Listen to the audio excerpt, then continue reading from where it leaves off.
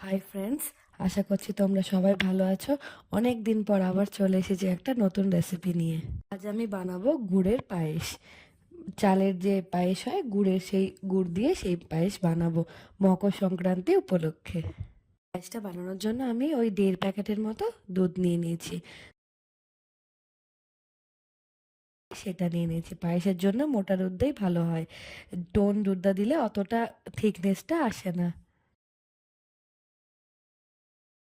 দুধটাকে ভালোভাবে ফুটিয়ে নেবো যতক্ষণ না ভালো করে ঘন হচ্ছে।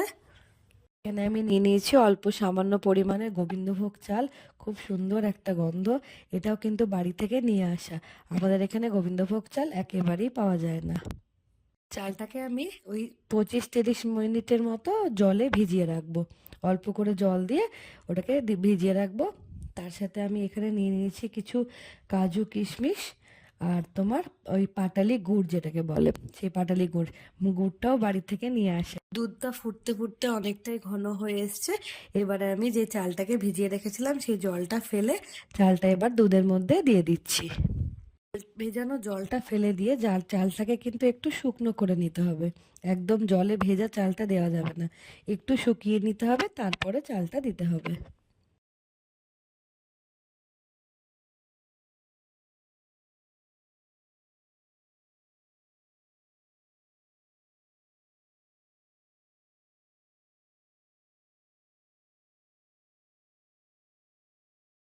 ভালোভাবে এবারে চাল আর দুধ একসাথে ফুটে ঘন হবে, ততক্ষণ অপেক্ষা করতে হবে।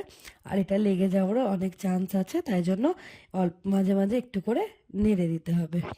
অনেকটাই হয়ে এসছে, বেশ ভালো ঘন হয়ে গেছে। এবার আমাকে দেখে নিতে হবে চালটা সেদ্ধ হয়েছে কিনা।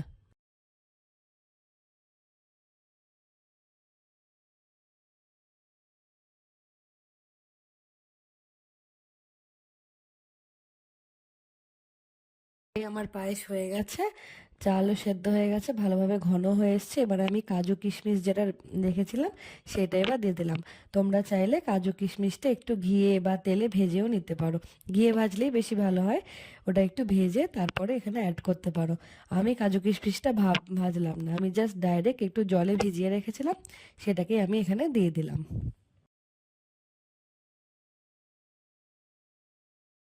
কাজু কিশমিশটা দেওয়ার পর আরো 5 মিনিট আমি ভালো করে এটাকে ফুটিয়ে নিলাম। পায়েস আমার একদম রেডি হয়ে গেছে। এবার আমি যে গুড়টা রেখেছিলাম পাটালি গুড়, সেটাকে মিক্সড করব। আর তার জন্য আমি গ্যাসটা বন্ধ করে দিলাম। পাটালি গুড় দেওয়ার পর কিন্তু আর কোনোভাবেই ফোটানো যাবে না। পুরো পায়েস ভালো করে ফুটে গেছে, রেডি হয়ে ঘন ভাবটা চলে এসছে। জাস্ট আমি গুড়টা দিয়ে ভালো করে ওটাকে মিশিয়ে নামিয়ে নেব। যে যেমন মিষ্টি খায় সেরকম, কেউ ধরো কম মিষ্টি খেলো বা বেশি, সেই পরিমাণে গুড়টা দিতে হবে। তো আমি ওই মিডিয়াম একটা হালকা মিষ্টি ওরকমই করছি, তাই এই পরিমাণে গুড়টা ইউজ করলাম আমি। এবারে ভালো করে এটাকে মিশিয়ে নেব।